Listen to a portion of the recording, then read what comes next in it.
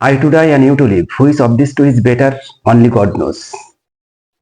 আমাদের অনেকের ধারণা যে সায়েন্টিস্ট, ফিলোসোফার ইনারা অধিকাংশই সৃষ্টিকর্তাকে বিশ্বাস করেন না।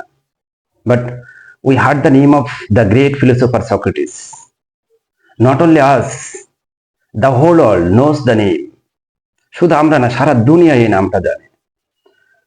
সেই সক্রেটিসকে এথেন্সের একটা আদালত তাকে মৃত্যুদণ্ড ঘোষণা করেছিলেন। তার বিরুদ্ধে এলিগেশন গুলো ছিল যে উনি যুবকদেরকে ভুল পথে নিয়ে যাচ্ছেন এবং দেবদেবীদেরকে অসম্মান করছেন। সেই অভিযোগে সক্রেটিসকে মৃত্যুদণ্ড ঘোষণা করা হয়েছিল। তাকে হেমলোক পান করতে বলা হয়েছিল। তিনি স্বেচ্ছায় হেমলোক পান করেছিলেন। এই বিষ পান করার পরে যখন তিনি মৃত্যুর কোলে ঢলে পড়তেছিলেন, তখন তিনি বলেছিলেন, সকলের উদ্দেশ্যে বলেছিলেন যে I to die and you to live, which of this two is better only God knows. আমি মরে যাচ্ছি, আপনারা বেঁচে থাকছেন, কিন্তু আমি নাকি আপনারা কে ভালো জায়গায় থাকবেন একমাত্র ঈশ্বর ভালো জানেন।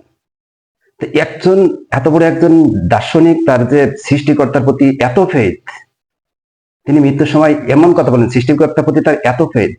কিন্তু এখন অনেকেই রয়েছেন যারা সৃষ্টিকর্তাকে বিলিভ করেন না যে আসলে এই সৃষ্টি জগৎ কেউ নিয়ন্ত্রণ করছেন, কেউ আমাকে সৃষ্টি করেছেন বা কেউ সৃষ্টি জগৎকে সৃষ্টি করেছেন।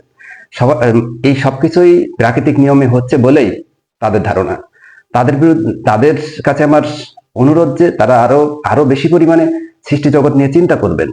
তাহলে হয়তো আপনি সৃষ্টি জগতে এই ইন্টার ইউনিভার্সকেও নিয়ন্ত্রণ করছেন, এটা নিশ্চয় আপনি তাকে খুঁজে পেয়ে যাবেন। এজন্য আরো বেশি আপনি চিন্তা করেন এই ইন্টার ইউনিভার্স নিয়ে, আপনার সৃষ্টি নিয়ে, এই ইন্টার ইউনিভার্সের সৃষ্টি নিয়ে আপনি আরো বেশি গবেষণা করেন। তাহলে নিশ্চয় আপনি ঈশ্বরকে খুঁজে পাবেন, নিশ্চয় আপনি সৃষ্টিকর্তাকে খুঁজে পাবেন।